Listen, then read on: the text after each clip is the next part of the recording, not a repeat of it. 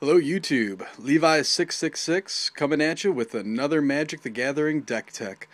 This is Turbo Fog. Now, when I first saw the deck list for this, I thought it was a really stupid deck. I didn't really think it would win any games.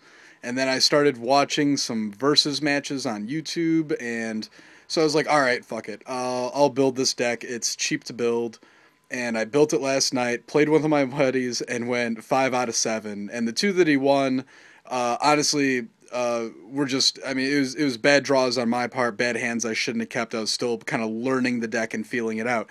So let me dive in and I'll talk about it, and we'll talk about some of the changes that I made. I just got the rest of the cards I needed today, with the exception of 4 lands, and we'll talk about those in a sec. First, you got 16 occurrences of fog. You got the original fog. You got Moon Mist, which a lot of people debate because it still lets werewolves and wolves do damage. However, who plays a full werewolf deck? I mean, I don't. I disassembled mine because it sucked. It was a piece of shit. The Clinging Mists, once again, never got a chance to use the Fateful Hour, but it saves you for another turn, so you can save a fog. And Blunt the Assault, same thing, but get your life for each creature in play.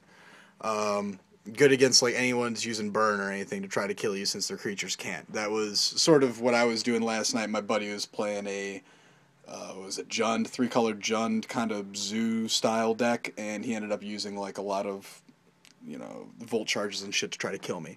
Okay, moving on. Drawing is so important to this. Rites of Flourishing. Keep drawing cards, bring out the lands, you're milling them that way. That's the win condition in this, by the way, is milling your opponent. Every time they attack, you want to cast one of these to prevent the damage. Okay, so Rites of Flourishing is going to get more of these cards in your hands, so you can prevent the damage, and it's going to mill your opponent at the same time, and then set you up for your win. Ponder and Divination, more drawing, set up your draws. You look at your top 3 cards. If you don't like them, flip them to the bottom, because you're going to be drawing 2 or 3 cards when you got a couple of these out on. So you want to make sure that your draws are as useful as possible. I did 2 Jace Beleren. They can't really do much to him since I'm blocking the damage, and then the ultimate is really nice, just a quick 20 cards to finish him off. 4 Jace's Erasure, to go with the Rites of Flourishing. You're drawing cards on your turn, why not make a mill as well as drawing on their turn? They're going through their deck twice as fast. I thought this was a must-have in this deck. And the last 2, Increasing Confusion. This is sort of the staple in the Turbo Fog.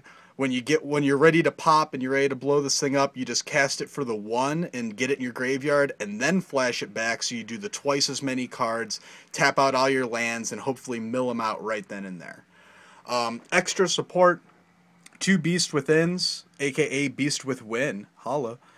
Just get rid of any permanents. Keep, make sure your Planeswalker is the only one on the board. Keep them from getting anything that's, going to help them out as far as a Planeswalker or any other type of permanent goes.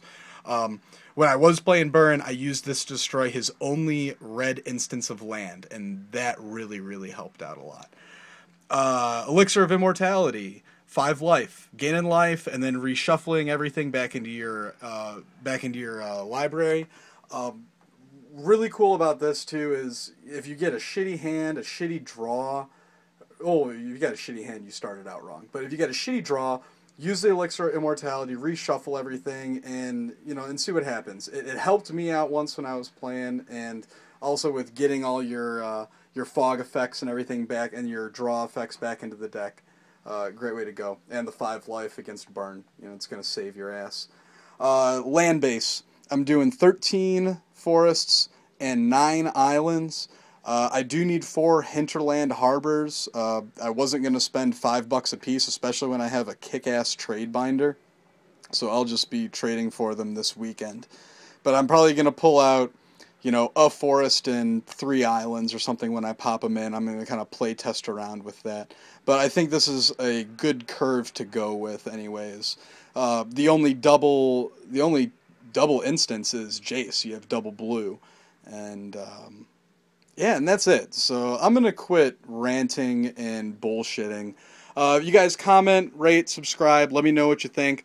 A lot of you guys have been commenting on my stuff. I really appreciate it. Keep it coming. Even though I might not listen to you. Just playing. Yeah, you guys are helping me a lot, helping me redo a lot of my decks and really just look at some things that I didn't see were there. Bleh. All right, I'm done. Take it easy, guys. Comment, rate, subscribe. Peace.